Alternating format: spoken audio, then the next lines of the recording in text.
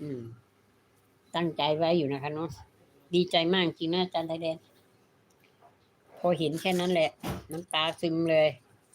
อ๋อเราก็มีสิทธิ์เหมือนกันเนาะเจ้าบ้านไม่คุยด้วย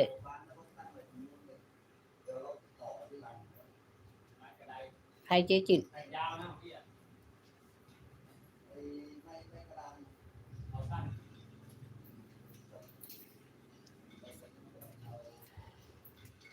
ไหนเจ้าบ้านไหนไม่คุยด้วยควรถามว่ายังไม่เห็นถ่ายนั่นเลยบอกว่าตอนเย็นเพราะว่าทำโทรศัพท์อยู่บอกตอนเย็นเดี๋ยวก็จะส่งไปให้